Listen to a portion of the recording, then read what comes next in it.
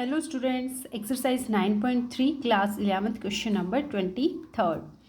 देखिए क्या कहता है। If the first and nth term of GP are A and B.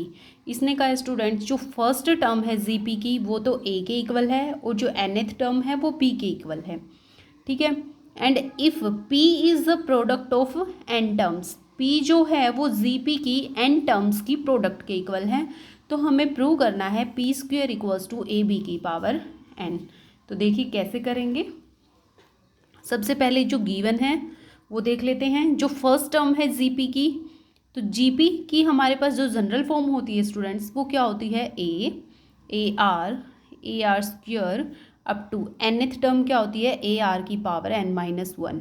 ये क्या है, first term of GP denoted by जी1। This is the second term of the GP, ये third term of the GP, and ये हमारे पास आ जाएगी nth term of the GP. अब क्वेश्चन कहता है जो फर्स्ट टर्म है जीपी की वो तो ए के इक्वल है, मीन्स जो जी1 है वो तो ए के इक्वल है, और जो nth टर्म है वो बी के इक्वल है। तो nth टर्म ये है, nth term of the GP है वो बी के इक्वल है। ठीक है, तो यहाँ से जी एन की वैल्यू आप पुट कर दीजिए, ए आर की पावर n-1 वो हमारे पास है बी के इक्वल, ये गिवन है। आगे क्या कहता है, P is the product of n terms.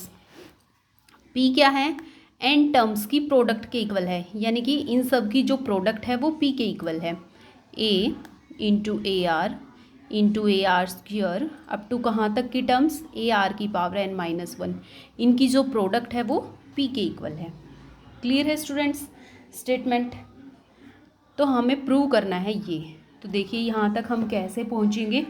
पहले जो हमारे पास प्रोडक्ट है इसी को सोल्व करके चलते हैं। देखिए ए सब में है तो ए सब में कॉमन आ जाएगा, ए सेकंड टर्म में भी थर्ड टर्म में भी अप टू एन टर्म्स तक है ए की मल्टीप्लिकेशन। तो ये कर लिया, यानी कि ए की मल्टीप्लाई कहाँ तक है, एन टाइम्स तक है। दूसरी ब्रैकेट में यहाँ पे क्या है, आर इंटू ये हो जाएगा 1 into R square into are cube. कहाँ तक जाएंगी ये वैल्यूज़, आर की पावर n-1 तक। क्लियर है। अब देखिए स्टूडेंट्स एक बात, अगर 2 इंटू 2 3 बार दे रखा है तो मैं इसको कैसे सोल्व करती हूँ, 2 की पावर 3 के इक्वल हो जाता है ना। ये मीन्स 2 जितनी बार भी मल्टीप्लिकेशन में आता है वो उसकी पावर में चला जाता है। तो इसी तरह से जो मेरे पास ए है, ए इंटू ए अप टू कहाँ तक मल्टीप्लाई है, एन टाइम्स तक मल्टीप्लाई है। तो इसको मैं क्या लिख सकती हूँ, ए की पावर एन लिख सकती हूँ। क्लियर है। ये देखिए अब ये हो जाएगा आर की पावर 1 है, इसको मैं क्या लिख सकती हूँ, आर की पावर 0 लिख सकती हूँ। ये आर की पावर 1 है, तो सबके अगर बेस इक्वल हैं तो ऐसे ही पावर ऐड हो जाएंगी। तो ये आ जाएगा आर की पावर 0 + 1 + 2 + 3 अप टू कहाँ तक, n-1 तक। ठीक है, तो ये देखिए ये मेरे पास क्या बन जाएगी, एक एपी बन जाएगी। 1 + 2 + 3 अप टू यहाँ तक की जो टर्म्स का सम है एपी में n टर्म्स का सम क्या होता है स्टूडेंट्स, क्या फॉर्मूला होता है, n इंटू n-1/2। क्लियर है, n इंटू n + 1/2 एपी की n टर्म्स के सम का फॉर्मूला है। लेकिन यहाँ पे टर्म्स कहाँ तक हैं, n-1 तक हैं, तो n-1 तक की टर्म्स का सम क्या हो जाएगा, n को रिप्लेस कर देंगे n-1 से, तो फॉर्मूला क्या बन जाएगा, n-1 इंटू में n-1 + 1 और अपॉन में क्या 2, 1 से 1 कैंसिल आउट हो गया। तो a-1 तक की टर्म्स का सम क्या आ जाएगा, n इंटू n-1/2 ये हो जाएगा। तो देखिए इसको मैं क्या लिख सकती हूँ, a की पावर n। तो यहाँ पे एक लाइन लिख लीजिए पहले, सम ऑफ 1 + 2 + 3 अप टू कहाँ तक की टर्म्स का सम, n-1 तक की टर्म्स का सम किसके इक्वल आएगा, n इंटू n-1/2। क्लियर है। तो इसके अंदर पुट कर दीजिए, तो ये आ जाएगा a की पावर n इंटू में r की पावर, ये AP बन गई, n-1 तक की टर्म्स का सम किसके इक्वल होगा, इसके इक्वल होगा। ये वैल्यू पुट कर देती हूँ, तो ये पावर आ जाएगी r की power n into n-1/2। Clear है। अब इसको सोल्व करिए। देखिए इसको मैं क्या लिख सकती हूँ, नेक्स्ट स्टेप हमें चाहिए यहाँ पी स्क्वेयर को प्रूव करना है ए बी की पावर एन के, है ना। तो क्या कर दो, स्क्वेयरिंग बोथ साइड, क्योंकि जो प्रूव करना है उसके अकॉर्डिंग ही तो चलेंगे ना। तो स्क्वेयरिंग बोथ साइड, तो यहाँ आ जाएगा P square is equal to, ये हो जाएगा ए की पावर एन और उसका स्क्वेयर, और इधर आर की power N into N minus 1/2 और उसका स्क्वेयर। क्लियर है। तो P square is equal to, square में है तो पावर आपस में मल्टीप्लाई हो जाती हैं, तो ये हो जाएगा ए की पावर 2n और ये हो जाएगा आर की power n into N minus 1/2 और इंटू में 2 से 2 कैंसिल आउट हो गया। नाउ ए की पावर 2n, यह आ जाएगा आर की power n into N minus 1। Clear है। अब क्या करना है स्टूडेंट्स, सेकंड नेक्स्ट स्टेप में इसको अंदर ले जाओ, ये हो जाएगा ए की पावर 2n इंटू में आर की power n into N minus 1। अब देखिए ए की पावर ये 2 इंटू एन है, ये भी आर की power n into N minus 1 है, तो क्या मैं इसको ये लिख सकती हूँ आर की पावर ए की पावर 2 इंटू आर की पावर n माइनस 1 और होल पावर n, क्योंकि n पावर ए की भी थी n पावर आर की भी थी, तो n पावर को मैंने दोनों के बाहर ले लिया। ठीक है। नाउ ए स्क्वेयर को क्या लिख सकती हूँ, ए इंटू ए, और ये क्या है आर की पावर n माइनस 1 और इसकी पावर n, तो ए को एज इट इज़ रहने दीजिए, और ए आर की पावर n माइनस 1 क्या होती है मेरे पास nth term of the CP, और जो कि किसके इक्वल है, b के इक्वल है। तो ए आर की पावर n माइनस 1 के पहले इस पर मैं क्या पुट कर दूँ स्टूडेंट्स, b पुट कर सकती हूँ, क्योंकि ये तो स्टेटमेंट में गिवन ही है। तो पी स्क्वेयर मेरे पास किसके इक्वल आ गया, ए बी की पावर n, और यही हमें क्या करना था, प्रूव करना था। Has proved P square equals to A B की पावर n, यही हमें प्रूव करना था। तो आई होप क्लियर होगा स्टूडेंट्स। फिर भी किसी भी स्टूडेंट्स को कहीं भी डाउट रहता है तो आप कमेंट सेक्शन में कमेंट कर दीजिएगा। नेक्स्ट देखिए क्वेश्चन नंबर 24। देखिए स्टूडेंट, जो हमारा क्वेश्चन नंबर 23 है वो एग्ज़ाम पर्पज़ के लिए भी बहुत बहुत इम्पोर्टेंट क्वेश्चन है, तो उसको आप ध्यान से करिएगा। देखिए क्वेश्चन नंबर 24 क्या कहता है, show that the ratio of sum of first n terms of the GP to the sum of terms from n plus 1th to 2nth term is 1/r की पावर n। क्या बोला है students question में, ये कहता है sum of first n terms of the GP। तो सबसे पहले तो हम एक GP बनाते हैं, और इसकी जो पहली n टर्म्स हैं यानी कि a1 a2 plus a3 up to n terms तक का सम, तो ये nth टर्म हो गई, टू द रेशियो ऑफ, इसे नेक्स्ट टर्म कौन सी होगी, an plus 1 an plus 2 up to कहाँ तक, 2nth टर्म का, तो a2n तक। इसने बोला है स्टूडेंट्स जो फर्स्ट n टर्म्स का रेशियो और उससे नेक्स्ट n प्लस 1 से 2nth टर्म्स का रेशियो किसके इक्वल आएगा, 1/r की पावर n के। ये हमें प्रूव करना है। ठीक है। तो देखिए सबसे पहले जो nth टर्म है वो इनका जो सम है इसको मैं डिनोट कर लेती हूँ s ऑफ n से। नेक्स्ट जो s ऑफ n प्लस 1 से लेकर के n plus 2 up to 2n है। अगर मैं क्या करूँ स्टूडेंट्स, अगर मैं आपको कहती हूँ देखिए मेरे को ये निकालना है यहाँ से यहाँ तक की टर्म्स का सम, तो मैं क्या करूँ, जो टोटल टर्म्स का सम है, ये टोटल जो होगा यहाँ से लेकर के यहाँ तक की जो टर्म्स का सम है वो क्या होगा, s ऑफ 2n होगा, क्योंकि टोटल 2nth टर्म है। तो मैं क्या करूँ, 2nth टर्म्स के अंदर से ये nth टर्म माइनस कर दूँ तो ये वाली टर्म बच जाएंगी मेरे पास। क्लियर है ना। अगर मान लिया मेरे पास टोटल टर्म है 100 और 100 को मैं क्या लिखूँ, 100 में से 60 टर्म्स मेरे को दे रखी हैं बाकी की 40 मेरे को बाकी की ये फाइंड आउट करनी है। तो मैं क्या करूँगी, 100 में से, टोटल में से ये वाली अगर माइनस कर देती हूँ तो ये वाली बच जाएंगी।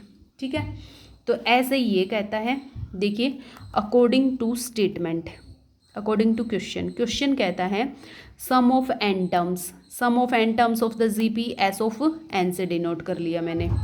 ठीक है, नेक्स्ट बोला है इसने n+1 से लेकर के 2nth तक, नीचे कौन सी आएंगी, n+1 से 2nth वाली। तो ये हम कैसे कैलकुलेट करेंगे, ये मैं कैलकुलेट करूँगी टोटल s ऑफ 2nth में से ये जो n टर्म्स हैं इनको मैं माइनस कर दूँ, तो कौन सी बच गई यहाँ पे, जो n+1 से 2n वाली थी वो बच जाएंगी।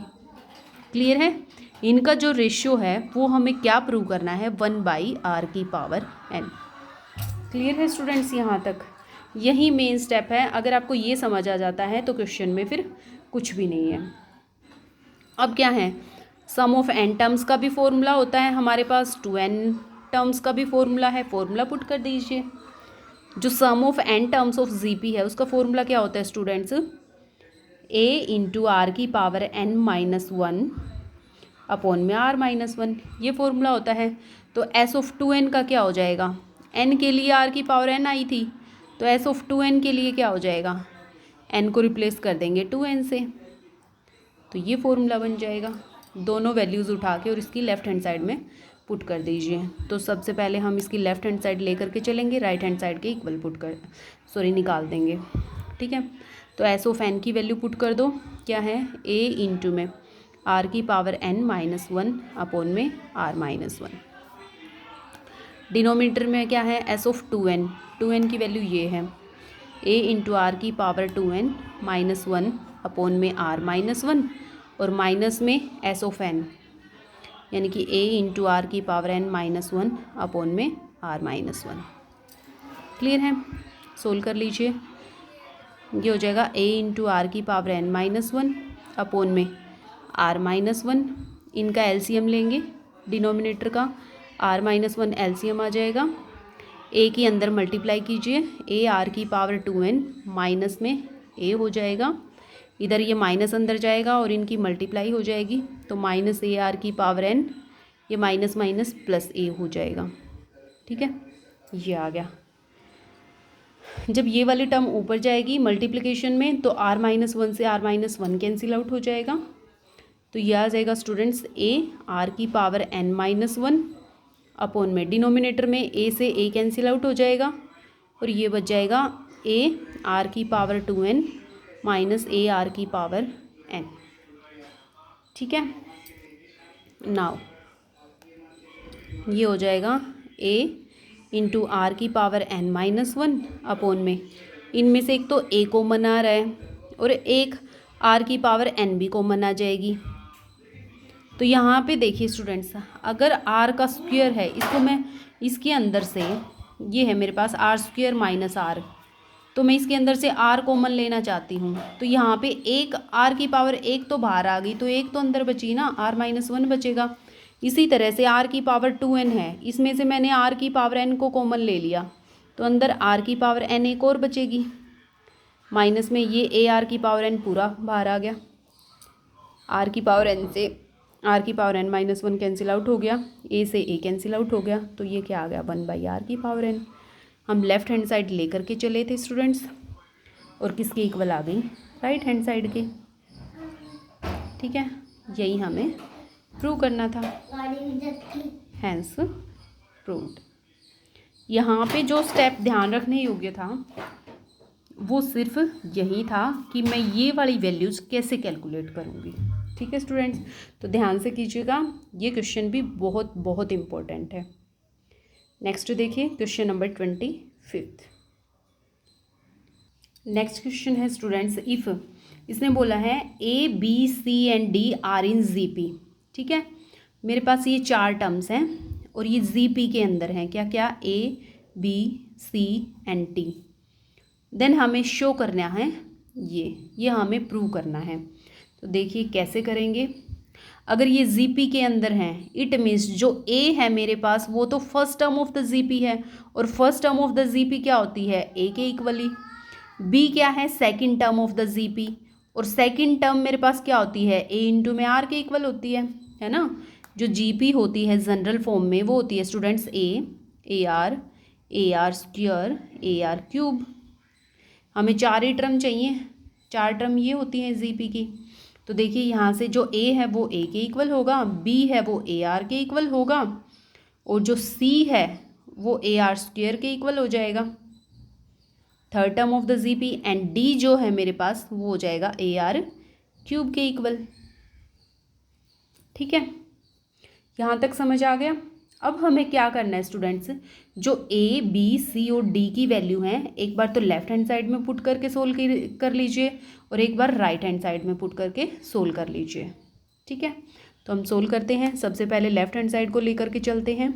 लेफ्ट हैंड साइड है मेरे पास A square plus B square plus C square into में B square plus C square plus D square. तो इसमें ये चारों वैल्यूज़ पुट कर दीजिए। ए की वैल्यू क्या है, ए के इक्वल, तो ए का स्क्वायर हो जाएगा, प्लस में ये हो जाएगा ए का स्क्वायर।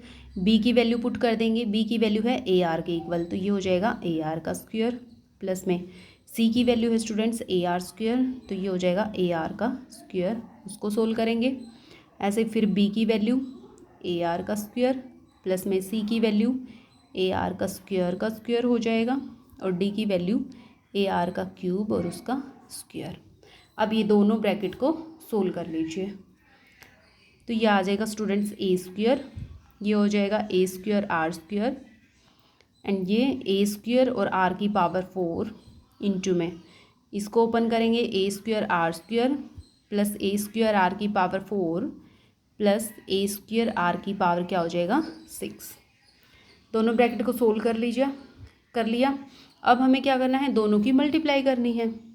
मल्टीप्लाई कर रही है, पहले ए स्क्वायर की करेंगे सबके साथ, फिर ए स्क्वायर आर स्क्वायर की, मल्टीप्लाई करने की बजाय अब जो कॉमन निकलता है ना उसको कॉमन निकाल लीजिए।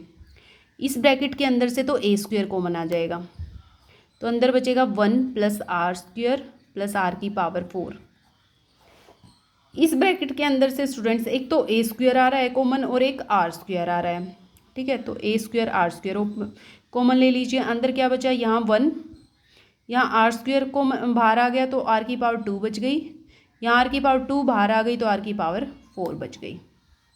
अब सबको इकट्ठा कर दीजिए, ए स्क्वायर यहाँ भी है यहाँ भी, तो ए की पावर 4 हो जाएगा, आर की पावर 2 हो जाएगा। अंदर क्या बच गया, 1 plus r square plus r की पावर 4 और उसका स्क्वायर। ये तो आ गई आपकी लेफ्ट हैंड साइड। ठीक है, अब हम निकालेंगे इसकी राइट हैंड साइड भी। राइट हैंड साइड लेकर के चलते हैं। राइट हैंड साइड है मेरे पास ये A B plus B C plus C D और उसका स्क्वायर।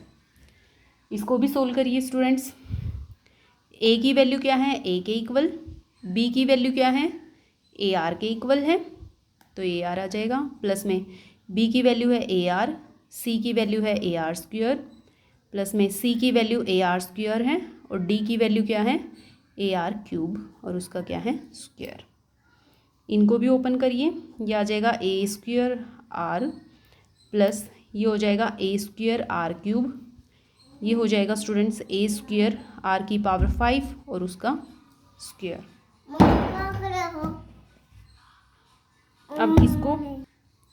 अब यहाँ से क्या कॉमन आ रहा है स्टूडेंट्स, एक तो ए स्क्वायर कॉमन आ रहा है और एक आर कॉमन आ रहा है। ठीक है, इसको कॉमन ले लेंगे, लेकिन इसके अंदर से बाहर आएगा तो पावर कितनी है, 2 भी है, तो इसकी पावर 2 होके बाहर आएगा। अंदर क्या बच गया, ए स्क्वायर आर बाहर आ गया तो 1 बच गया, यहाँ आर कॉमन आ गया तो यहाँ आर स्क्वायर बच गया, यहाँ से आर कॉमन आ गया तो यहाँ आर की पावर 4 बच गया और उसका क्या है स्क्वायर। इसको भी स्क्वायर ओपन कर दीजिए, हो जाएगा ए की पावर 4 आर की पावर 2 और 1 plus r square plus r की पावर 4 और उसका क्या है स्क्वायर। तो ये थी आपके पास राइट हैंड साइड और ये थी लेफ्ट हैंड साइड। क्या left hand side right hand side के इक्वल नहीं आ गई, और यही हमें प्रूव करना था। तो यहाँ से आ गया left hand side equals to right hand side, hence proved. Clear है स्टूडेंट्स। कुछ नहीं था, इसमें सिर्फ हमें ये पता होना चाहिए अगर जीपी में है तो जीपी की जो जनरल फॉर्म होती है उसके इक्वल होंगी ये सारी वैल्यूज़। तो ए बी सी डी सब की वैल्यूज़ हैं हमारे पास और इस इक्वेशन में पुट कर दीजिए। ठीक है, नेक्स्ट देखिए क्वेश्चन नंबर 26। देखिए स्टूडेंट्स, नेक्स्ट 26 है, इंसर्ट 2 नंबर बिटवीन 3 और 81। 3 और 81 के बीच में 2 नंबर इंसर्ट करने हैं कि जो रिजल्टिंग सीक्वेंस बने वो जीपी में बने। बहुत ही इजी क्वेश्चन है। इसने बोला है 3 और 81 है ना, इसके बीच में हमें 2 नंबर इंसर्ट करने हैं और ये सीक्वेंस किस में आनी चाहिए, जीपी में आनी चाहिए। तो बहुत ही सिंपल है। इट मीन्स जीपी की फर्स्ट टर्म दे रखी है और फोर्थ टर्म दे रखी है और सेकंड और थर्ड टर्म इसने पूछी है क्या आएगी। ठीक है स्टूडेंट्स, तो देखिए ये जीपी की फर्स्ट टर्म होगी यानी कि ए आ गया मेरे पास 3 के इक्वल। ये जीपी की फोर्थ टर्म होगी। Fourth term of the GP क्या होती है, ए आर क्यूब के इक्वल होती है। ये किसके इक्वल है, 81 के इक्वल है। तो कैसे भी करके अगर मेरे पास आर की वैल्यू आ जाए तो ये दोनों टर्म्स भी आ जाएंगी। तो आर की वैल्यू यहाँ से कैलकुलेट कर लेंगे, ए की वैल्यू इसके अंदर पुट कर दो। तो ए की वैल्यू यहाँ पुट करोगे 3 into are cube is equal to 81। तो यहाँ से r cube is equal to क्या आ जाएगा, 81/3 यानी कि 27। 27 को क्या लिख सकती हूँ, 3 का क्यूब। कंपेयर कीजिए, पावर सेम है तो इनके बेस भी इक्वल हो जाएंगे। तो यहाँ से आर की वैल्यू मेरे पास कितनी आ गई, 3 आ गई। ए की वैल्यू भी आ गई, आर की वैल्यू भी आ गई। तो second term of the GP किसके इक्वल होती है, सेकंड टर्म होती है ए आर के इक्वल और जो third term of the GP है वो क्या होती है, ए आर स्क्वायर के इक्वल। तो इसके अंदर पुट कर दीजिए दोनों वैल्यूज़। तो ये हो जाएगा, ए की वैल्यू 3 है, आर की वैल्यू भी 3 है। ये तो आ गई सेकंड टर्म। यहाँ पे ए की वैल्यू 3 है, आर की वैल्यू 3 का स्क्वायर कितना हो जाएगा, 9। यानी कि सेकंड टर्म तो आ गई 9 और थर्ड टर्म कितनी आ गई, 27। यही हमें फाइंड आउट करना था, 9 और 27। क्लियर है स्टूडेंट्स? तो यहाँ तक कीजिए, कोई भी प्रॉब्लम रहती है तो कमेंट सेक्शन में कमेंट कर दीजिए। मिलते हैं नेक्स्ट वीडियो में, नेक्स्ट क्वेश्चन में। तब तक के लिए वीडियो अगर हेल्पफुल लगती हैं तो ज़्यादा से ज़्यादा लाइक करें, शेयर करें और जो न्यू है वो चैनल को सब्सक्राइब कर लें। Thank you.